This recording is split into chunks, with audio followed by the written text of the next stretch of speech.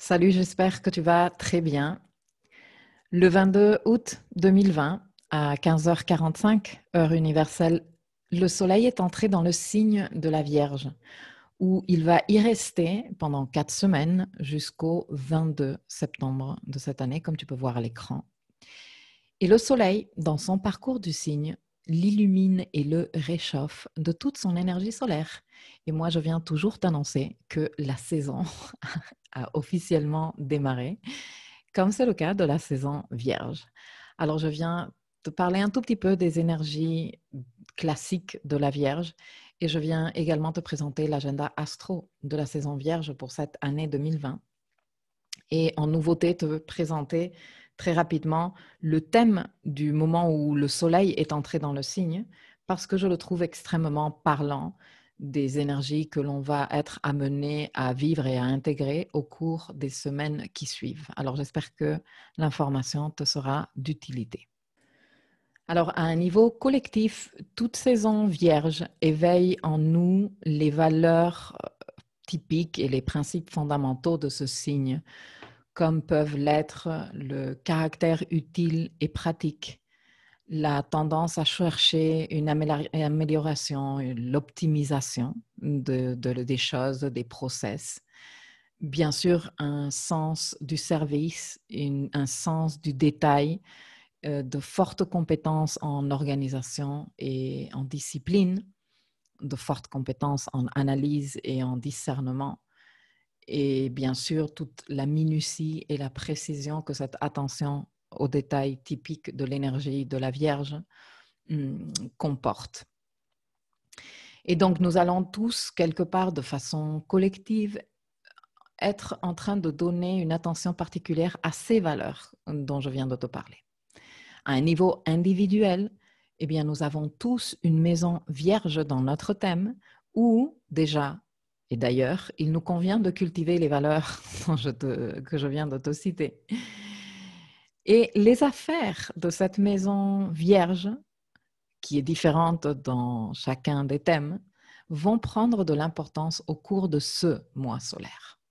Nous avons tous et toutes également une maison 6, la maison du travail, la maison de la santé, des routines, de la qualité de son quotidien, de la capacité de faire des changements dans sa vie. On peut voir ça dans le thème d'une personne. Quel est le style que cette personne devrait encourager pour faire des changements importants dans sa vie? Et ces outils-là se trouvent principalement dans la maison 6. Et bien sûr, la maison 6, elle est également représentante, disons, de la capacité ou des compétences de la personne et du style que la personne devrait encourager en ce qui concerne son développement personnel. Alors là, pourquoi je te parle de la maison 6? C'est bien parce que la maison 6 est entièrement en analogie avec l'énergie de la Vierge. Ce n'est pas la même chose, mais l'énergie de la Vierge et les affaires qui concernent la maison 6 sont en forte analogie. Alors peut-être que toi, tu as la maison 6 en Vierge. Et si c'est le cas, eh bien, trop bien, parce que le signe qui colore ta maison 6 est en totale affinité avec les affaires de cette maison. Mais peut-être que toi, comme moi, tu as un autre signe en maison 6. Et une toute autre maison porte l'énergie de la Vierge dans ta roue. Et dans ce cas-là, eh bien, tu auras deux secteurs de ton thème quelque part concernés et stimulés par les énergies de cette saison.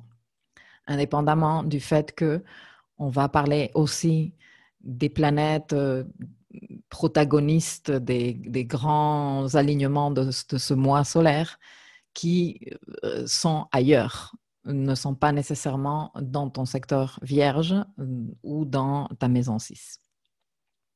En tout cas, et juste pour terminer cette mini présentation de l'énergie de la Vierge, que tu peux aller compléter dans l'article que je mettrai en lien avec cette vidéo, avec bien plus d'informations complémentaires, si le sujet t'intéresse.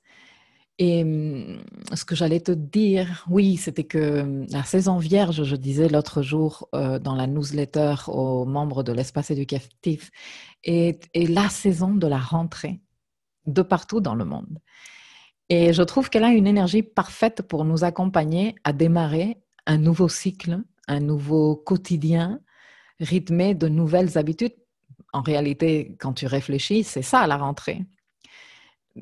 Toute rentrée a ses teintes d'énergie de début. Je la comparais dans ma newsletter à la nouvelle année, le nouvel an, quand on a tous la sensation d'être devant 365 jours, tout nouveau, tout frais, et qu'on a toutes ces nouvelles opportunités devant soi, des opportunités de s'améliorer, de faire mieux que l'année d'avant, de s'engager à de nouvelles résolutions qui vont nous permettre de devenir une meilleure version de nous-mêmes. Et dans tout ce processus, on se promet que cette fois-ci, on va s'appliquer, qu'on va se rappeler de ce qui n'a pas marché la fois d'avant, qu'on va tenir ses cahiers propres, qu'on va prendre de meilleures notes, qu'on va se coucher à l'heure, qu'on va se remettre au sport. Voilà, on a cette envie de faire mieux, d'améliorer, et on y croit fort. Personnellement, j'adore cette énergie de la rentrée. Je kiffe avoir de nouveaux cahiers, hein, et c'est une métaphore, bon, pas tant une métaphore que ça, parce que je kiffe les nouveaux cahiers aussi, en vrai. Mais en tout cas, j'adore cette sensation de me trouver face à plein de nouvelles opportunités de m'améliorer, de mettre en place de nouvelles routines et de m'ordonner différemment. Ça me motive, ça me booste. Tu me diras, toi, comment tu te sens avec cette énergie de la rentrée. Après, c'est vrai qu'il ne suffit pas que d'avoir la motivation, mais justement, l'énergie de la saison vierge vient toujours avec cette forte énergie de terre, on va en parler tout à l'heure, qui nous permet justement de nous sentir d'avoir les outils, de non seulement concevoir ces nouvelles routines, mais de faire en sorte que pour la fin de la saison, elles puissent continuer à nous porter dans la création de ces nouvelles réalités que nous souhaitons avoir dans notre vie. Cette saison vierge démarre, je vais te présenter un tout petit peu l'agenda astro de ce mois. Elle démarre assez fort. Elle démarre déjà avec Mercure dans son signe. On démarre la saison avec 4 planètes en domicile, ce qui est assez costaud. D'ailleurs, je pense que je vais te montrer la carte du moment où le Soleil entre dans le signe de la Vierge. Disons que cette empreinte cosmique va accompagner le travail que nous allons faire tous tant que le Soleil se trouve dans ce secteur de la roue qu'est la Vierge. Alors, je te disais que la saison démarrait fort parce qu'on avait Mercure en Vierge, Mercure qui est non seulement le maître de la saison, et c'est une des raisons pour lesquelles il est particulièrement important qu'il soit là, mais aussi parce que Mercure est le maître en ce moment et jusqu'à l'année 2022 du nœud nord, puisque le nœud nord est en train de siéger en Gémeaux, qui est l'autre signe sous la maîtrise de Mercure. Alors, je te précise que ce n'est pas toujours le cas toutes les années que le Soleil entre en Vierge et que Mercure se trouve déjà là. Et ce n'est pas non plus toujours le cas que le Soleil entre en Vierge et qu'en plus de Mercure, nous ayons 3 autres planètes en domicile. Donc voilà, je trouve que c'est important de le signaler. Quelles sont les autres planètes que nous avons en domicile? Eh bien, Mars, qui se trouve à 25 degrés, pratiquement 26 degrés du Bélier, il est chez lui. Nous avons également Neptune, qui se trouve en plus dans l'axe qui va être quelque part très stimulé au cours de cette saison, parce que au cours d'une saison solaire, une saison X, en ce cas la saison Vierge, il n'y a pas que le signe que parcourt le Soleil qui est important, mais le signe d'en face, parce que un des événements solilunaires les plus importants de la saison, qui est la pleine lune, va se tenir ici, de ce côté, en face justement du soleil. Et donc cet axe de signes opposés et complémentaires devient particulièrement important. Je trouve que c'est quand même assez parlant qu'au moment où démarre la saison, les deux maîtres des deux signes concernés par l'axe que l'on va être tous quelque part en train d'intégrer, eh bien, soient présents tous les deux à leur domicile. Et pour terminer, l'autre planète qui est en domicile et qui, en plus, dans cette carte, elle est dominante, puisque l'ascendant de cette carte se trouve en Capricorne et que sur l'ascendant même se trouve la planète. Eh bien, je parle de Saturne, qui, comme tu peux voir ici, se trouve à 26 degrés du signe, alors que nous avons un ascendant de carte à 25 degrés, 40 minutes, quoi, sur l'ascendant même. Pourquoi j'insiste sur le fait qu'il y ait plusieurs planètes en domicile? Eh bien, parce que quand une planète est en domicile, comme on dit en astrologie, cette planète, elle est forte, elle accueille les autres planètes chez elle. Et ceci va intensifier l'énergie disponible au cours de cette saison. Si en plus, les planètes qui sont en domicile sont directement concernées par le climat astral et de façon plutôt intense, comme c'est le cas des planètes dont je viens de te parler, eh bien, voilà, je pense que je n'ai plus rien à t'expliquer. On va bien ressentir les énergies de cette saison. Pour commencer à discuter un peu je vais faire un peu le lien entre l'agenda astro pour te montrer les événements importants dans l'ordre chronologique, et après je vais revenir sur la carte pour te montrer comment tout ceci se lie dans la carte du début de la saison. Comme tu peux voir ici, donc la saison démarre le 22 et le 24, nous avons déjà quand même un très fort alignement qui est ce carré entre Mars qui s'apprête à rétrograder bientôt, qui d'ailleurs avance de plus en plus lentement, et Saturne qui se trouve rétrograde. Et ce carré, je t'en ai déjà parlé, des carrés de Mars au clan Capricorne, comme je l'appelle. Je vais te le montrer, le clan Capricorne, il est là. Hein. Eh bien, ces carrés que tu peux voir très clairement ici sur la carte, entre Mars et le clan Capricorne, font partie de la signature astrologique et du schéma énergétique à travailler lors de la rétrogradation de Mars. Comme Mars va commencer à rétrograder le 9 septembre, on peut le voir, oui, en effet, le 9 septembre, Mars commence à rétrograder dans le degré 28, eh bien, il est depuis un moment dans ce qu'on appelle la zone d'ombre pré-rétrograde. Ce qui veut dire qu'il a déjà entamé ses carrés avec le clan Capricorne, et celui-ci est, disons, le dernier avant d'arriver à son point de rétrogradation. Ce carré, il n'est pas aussi intense que le carré à Pluton, mais il est quand même assez fort. Et il peut, disons, faire remonter énormément de frustration. Alors, je ne vais pas aller très dans le détail dans ce sujet parce qu'il y aura une leçon particulière dans laquelle j'aborde justement le carré Mars-Saturne et comment le dossier Capricorne est remis de façon plus ou moins retentissante sur la table au cours de cette saison vierge. Mais juste pour t'expliquer ce que ça donne, Mars est fort en bélier. Pourquoi? Parce qu'il est chez lui. Et Mars en bélier, il est déjà plein d'entrain, il est plein d'enthousiasme, il est plein de détermination, il est plein de courage, il ne traîne pas des pieds, et comme dans tout dans la vie, eh bien, il a aussi les défauts de ses qualités. Et donc, il peut être parfaitement dans l'impulsion, il peut être dans l'urgence de faire sans trop regarder exactement qu'est-ce qui se passe ou mesurer les conséquences de ses actes. Et normalement, écoute, s'il n'y avait pas le clan Capricorne de ce côté, eh bien, ce serait avec plus ou moins de conséquences que Mars avancerait comme ça.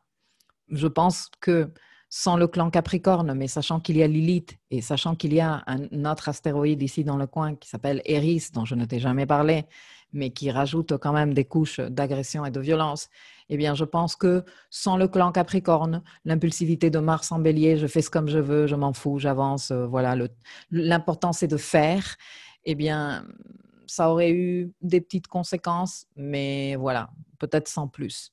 Sauf que cette année, Mars n'est pas en train d'avancer librement en bélier et qu'il doit se confronter et faire des ajustements par rapport aux exigences de ce costaud clan Capricorne. Et de toutes les rencontres qu'il va avoir, celle qu'il apprécie le moins de par les caractéristiques de Mars en bélier, c'est justement celle de Saturne. Alors, comme je te dis, il y a un article, une leçon qui va sortir dans les prochains jours, justement où je décrypte chacun des rôles dans le clan Capricorne et la relation à Mars et le rôle de Vénus en Cancer et aussi le rôle de Mercure en Vierge dans toute cette saison. Mais dans tous les cas, cette signature fait partie de la saison.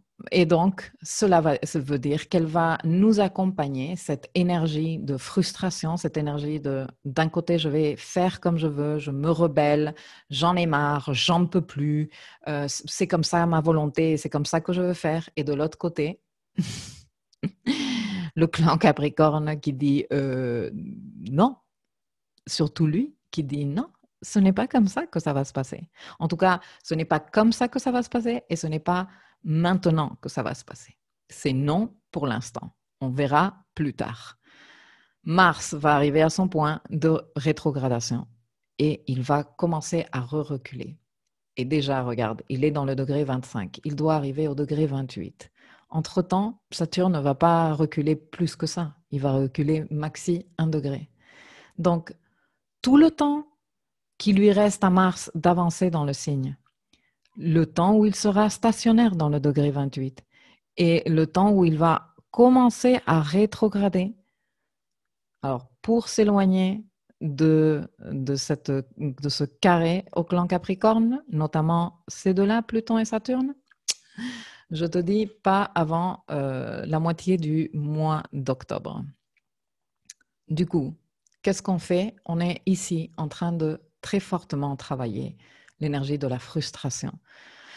Et il va véritablement être important qu'on se ménage là-dedans et qu'on essaye d'éviter de tout casser, tout fracasser, tout envoyer valser. Pourquoi? Eh bien parce qu'avec ce Mars, on envoie valser et à un moment donné, il va falloir qu'on retourne. Et toutes les situations qu'on aura envoyées valser, eh bien, on va être quelque part obligé de les retraiter, de les reposer sur la table et de les retravailler. Donc, pour éviter de nous retrouver dans des situations ultra désagréables, eh bien, mieux vaut un petit peu d'humilité et un petit peu de mesure ou beaucoup de mesure. Bon, ça tombe très bien. Nous avons le Soleil et Mercure en Vierge. Le signe de la Vierge est le signe de la pondération et de la mesure. Donc, pourvu qu'on sache tous activer notre code mercurien dans ce signe tellement prudent pour donner de la contention à ce Mars. Après, il est possible que tu sois en train de te dire, mais attends, moi, mon Mars, il n'est pas en bélier, qu'est-ce que je m'en fous, moi, de ce qu'il fait Mars en bélier? Rappelle-toi que je te parle ici d'énergie collective et que à chaque fois qu'une planète est fortement stimulée ou elle est fortement au centre de l'activité du climat astral, elle vient quelque part réveiller ce code dans les cartes de nous tous. Donc, que ton Mars soit en Cancer, en Lion ou en Sagittaire, ce que ce Mars sera en train de faire va venir réveiller ton code martien à toi. Et donc, toi, tu vas être en train de vivre aussi ces tensions, cette frustration entre le secteur Bélier de Tarot et le secteur Capricorne de Tarot. Un truc que je voulais te dire, parce que je trouve que c'est intéressant quand même, c'est que cette signature, j'ai envie de te dire qu'elle est historique. Enfin, moi, personnellement, je suis allée fouiller dans mes logiciels et je n'ai pas trouvé, en sachant que les éphémérides que mes logiciels utilisent vont jusqu'à l'année 500 avant Jésus-Christ, je n'ai pas trouvé un seul moment de l'histoire de l'humanité où Mars ait été rétrograde en Bélier et qu'il se soit confronté à Jupiter, Saturne et Pluton en triple conjonction en Capricorne. J'ai pas trouvé. Alors si ça se trouve, eh ben, il y a eu des événements avant ça similaires, mais en tout cas, sache que cette situation que l'on est en train, sur le point de vivre, elle est historique dans l'histoire de l'humanité. Et toi, tu as, comme moi, la chance de la vivre à la première personne. C'est un excellent moment pour s'entraîner justement à savoir gérer sa frustration, à comprendre où sont les mécanismes d'urgence, comment ces mécanismes d'urgence de résultat en nous, d'urgence de passage à l'action, à la en nous, déclenchent des sensations de violence ou d'agressivité et comment ces mécanismes-là nous empêchent de comprendre des situations beaucoup plus importantes et qui ont, disons, beaucoup plus de poids dans tout le reste, en fait. Alors bon, je sais que vous en avez tous et toutes un peu marre, ou la plupart, en tout cas ceux qui parlent avec moi de ce dossier Capricorne, de cet axe Cancer-Capricorne qui a été si fortement stimulé dans les 2 dernières années, qui vient franchement monter en intensité au cours de l'année 2020. Mais on n'a pas encore terminé le boulot. Et c'est que le boulot ici, il est de taille. Sinon, on n'aurait pas tous ces personnages là-dedans. Du coup, eh bien, au cours de cette saison, si on avait senti que, voilà, ça perdait un peu de force, ça s'essoufflait un peu à la fin de la saison Lion, eh bien, ce dossier Capricorne vient être remis de façon importante, imposante sur la table. Et nous avons de l'aide quand même. Nous avons de l'aide pour gérer ces frustrations qu'il y a ici. Nous avons d'un côté, comme je te disais, Mercure en Vierge, qui nous donne cette capacité d'analyse et de discernement et qui, en plus, depuis sa conjonction supérieure avec le Soleil ici à la fin du signe du Lion, est passé devant le Soleil. Tu vois, d'ici la prochaine conjonction inférieure qui se tiendra en Scorpion dans quelques semaines, eh bien, Mercure va être en phase épiméthée. Il va être devant le Soleil, en train de parcourir d'abord les degrés du zodiaque et en train de faire des contacts avec les planètes en premier, avant le Soleil. Et ceci nous arrange en ce moment parce que ce Mercure qui se présente aux événements avant le Soleil, eh bien, il est prudent. Il est très en alignement avec l'énergie de la Vierge. Et donc, disons qu'on a donc les capacités de raisonnement typiques de Mercure en Vierge, qui non seulement est en domicile, mais en plus exalté, eh bien, avec le fait qu'il soit dans la position dans laquelle il est par rapport au Soleil, ce côté analytique est encore plus souligné, plus intensifié. Donc, quels sont les contacts que va faire ce Mercure? Eh bien, ce Mercure fait des contacts qui nous servent fortement à comprendre, à donner une dimension d'entendement à ce qui est en train de se passer. Et comme il est dans un signe de terre, eh bien, les contacts les plus fluides qu'il va faire vont être justement avec les planètes qui se trouvent dans des signes de terre, dont Uranus. Très rapidement, il va contacter Uranus dès son entrée à la saison. Je pense d'ailleurs qu'il contacte Uranus le mardi 25 août. Voilà, le trigone. Et ce contact où Mercure-Uranus sachant que Uranus est en taureau en train de dire, pouvons-nous réinventer, s'il vous plaît, nous moderniser et découvrir de nouvelles voies de vivre cette vie? Pouvons-nous mettre en place un nouveau style de vie plus respectueux des ressources, de la valeur de nos ressources et de la valeur des ressources que l'on utilise pour vivre, notamment celles de la Terre? C'est ce qu'il nous demande quelque part de faire, Uranus, ici. Et Mercure va le contacter de façon très fluide, en trigone. Ça nous donne des idées. Ça nous permet de comprendre des choses. Suite à ce contact, Mercure, qui continuera à avancer dans le signe, va commencer à contacter le clan Capricorne.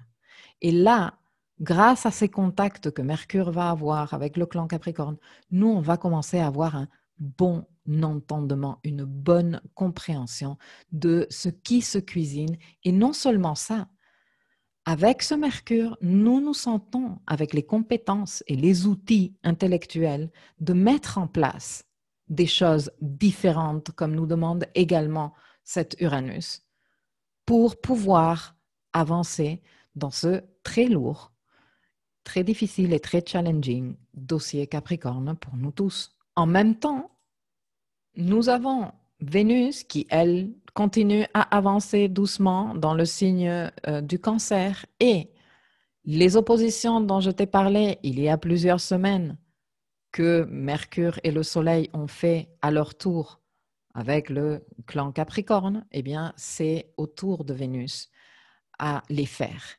Cette Vénus, elle affronte ces oppositions depuis la compréhension de l'importance que l'amour de soi a et que prendre soin de soi a. Dans ce secteur cancer, nous avons fait énormément, beaucoup de travail. Ça fait partie du tandem. Il n'y a pas que le dossier Capricorne, il y a aussi le dossier cancer qui a pesé très lourd parce que nous avions là le nœud nord pendant 2 ans et qu'on a eu 2 rétrogradations de Mercure, dont la dernière au mois de juin de cette année. Bref, ici en cancer, les dernières éclipses ont été très puissantes aussi.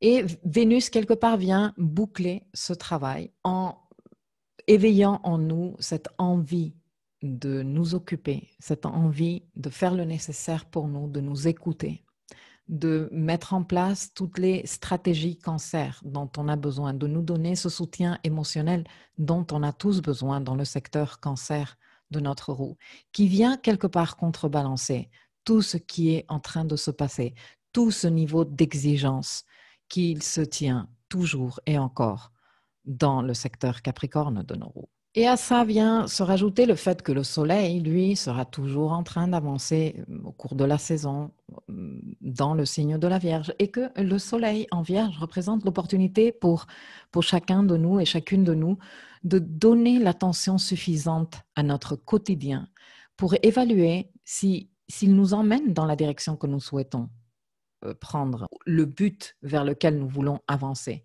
Et si nous sommes vraiment en train de mettre en place les bons gestes et les bonnes habitudes pour créer la vie que nous désirons véritablement, tout en tenant compte de tout le reste, tu vois, tout en tenant compte de notre dossier Capricorne, tout en tenant compte de notre dossier Cancer et tout en tenant compte de ce qui se cuisine dans le secteur Bélier de nos roues, que l'on va terminer plus ou moins de comprendre dans quelques mois.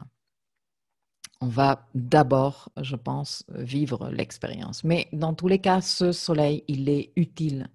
Il est utile du point de vue qu'il nous donne les éléments pour créer de la stratégie. Et s'il y a une chose qui peut tempérer ce Mars, qui peut faire véritablement beaucoup de ravages, de par son caractère explosif, etc., c'est justement se concentrer sur les petits détails qui comptent beaucoup. C'est justement se concentrer sur la création de routines qui donnent un cadre, de routines qui peuvent se répéter tous les jours et qui nous donnent de la contention. Et pour y arriver, vraiment, le point le plus important à tenir présent dans sa tête est justement le côté cancer.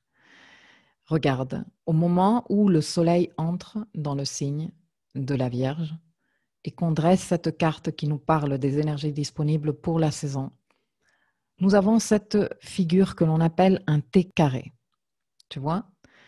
Le T carré est en fait une opposition et les deux points qui sont en opposition sont en carré avec un autre point de tension, en sachant que la pointe du T carré est le point de plus haute tension et que, comme elle se tient sur l'ascendant, eh bien, on va tous la vivre de façon assez intense. Quels sont les points qui sont en opposition? Eh bien, Mars, dans son entêtement et dans son impulsion, dans sa colère, dans son j'en ai marre maintenant, c'est je vais arrêter de faire comme on me demande, je vais faire comme je veux, etc., etc. Et en face, nous avons qui? Une lune en balance. Une lune en balance qui, elle s'inquiète pour les rapports. Elle est conciliante. Elle est négociatrice. Elle veut être dans la médiation avec une très forte tension avec le clan Capricorne. C'est au niveau d'exigence de ce côté. C'est contrainte. C'est signalement de ce qui ne va pas, de comment les choses peuvent aller véritablement mal si on ne s'applique pas. Et dans toute cette tension, la solution en astrologie, elle est véritablement facile à savoir. Dans un T carré, identifier où est le point de tension maximale. Il est là. Très bien. Maintenant, part dans le sens opposé et complémentaire et c'est là que se trouve la solution. Mais quand on part du côté opposé et complémentaire, on se trouve en Cancer et il se trouve que Vénus se trouve là-bas. Donc, pour retrouver de l'apaisement, s'occuper des affaires Cancer au cours de cette saison, mettre de l'énergie Cancer dans sa vie, tout en créant ces nouvelles routines que l'on peut mettre en place, peut aider beaucoup à tempérer la situation, à mettre de l'équilibre et de l'apaisement. Et je pense qu'on va en avoir besoin de l'apaisement. Pour terminer, je voudrais te montrer quelque part les moments les plus importants ou les grandes lignes dans l'agenda astro, dont le cycle lunaire, qui, tu sais, pour moi, est super important. Et ce mois-ci, il est encore plus important du fait même de ce que je viens de t'expliquer, comment il faut continuer à encourager ce travail dans le secteur Cancer et que, ne l'oublions pas, le secteur Cancer est sous la maîtrise de la Lune. Donc, continuer à nous occuper de notre code lunaire nous fait énormément de bien. Alors, faire attention au cycle lunaire qui accompagne cette saison solaire nous donne aussi des pistes de comment nous pouvons faire le travail qui est attendu ici. Et je te rappelle que le travail attendu ici dans le secteur Cancer de notre roue est de soutien émotionnel. Alors, au cours de cette saison solaire, le cycle lunaire se tient dans des signes mutables. Nous avons le premier quartier en Sagittaire, nous aurons la pleine lune à 10 degrés des Poissons, nous aurons le dernier quartier en Gémeaux et la nouvelle lune à 25 degrés de la Vierge. Ces 4 signes sont les signes mutables. Et lorsque nous avons le cycle lunaire dans des signes mutables, nous avons ce travail à faire avec l'acceptation qu'il est moment de faire évoluer les choses. C'est quand même l'énergie fondamentale mutable.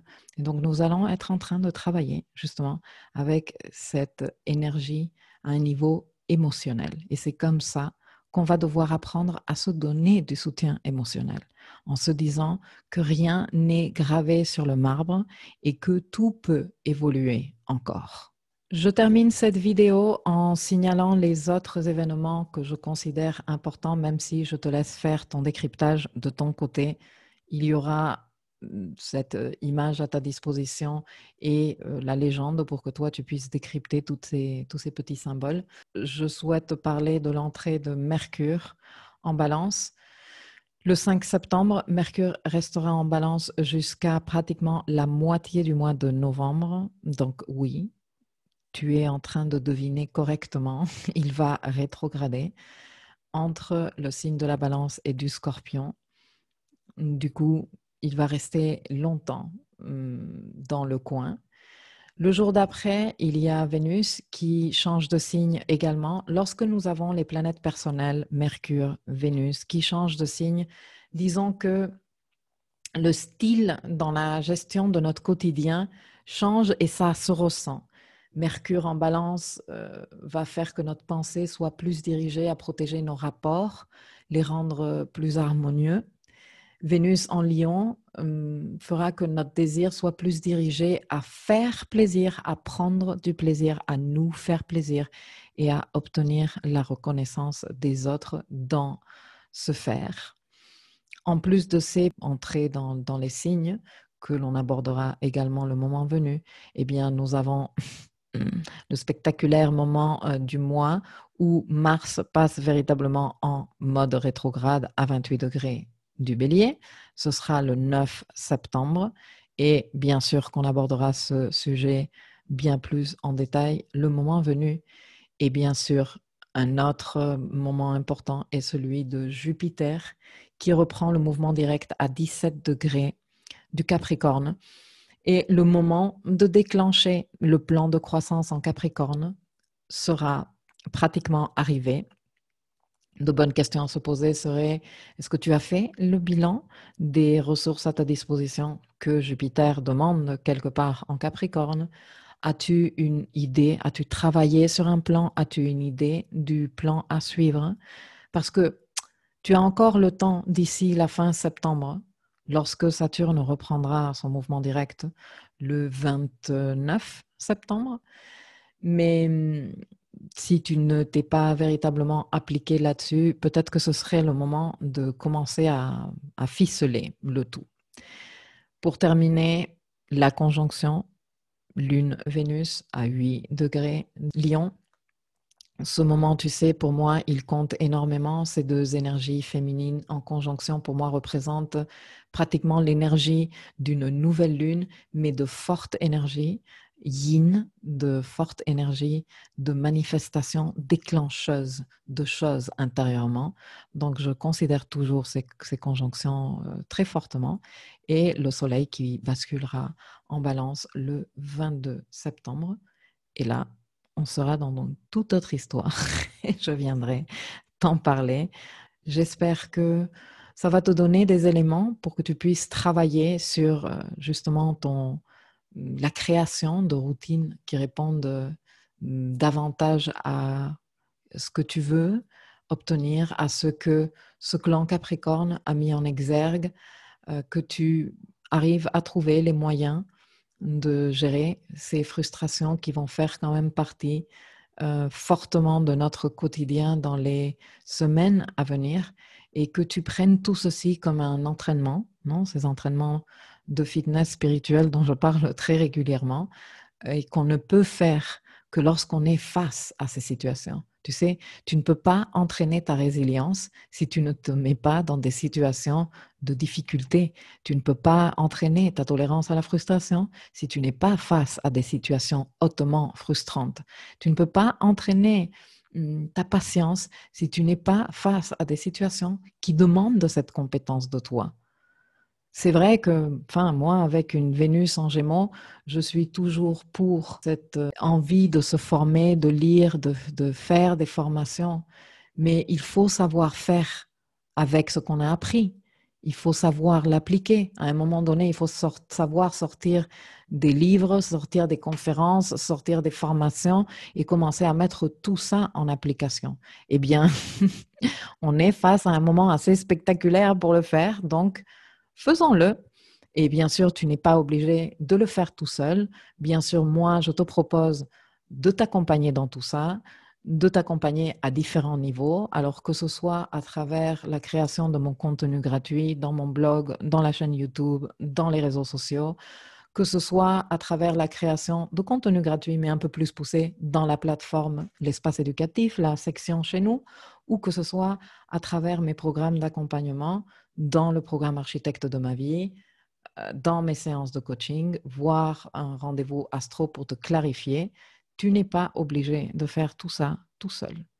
Donc, viens faire avec nous en mesure et en fonction de tes moyens. Voilà. Sinon, cette saison m'enthousiasme énormément. Je sais qu'il va y avoir des épreuves difficiles et des challenges, mais personnellement, je me sens prête pour les affronter et pour assumer tout ce qui va avec. Je te dis à très bientôt.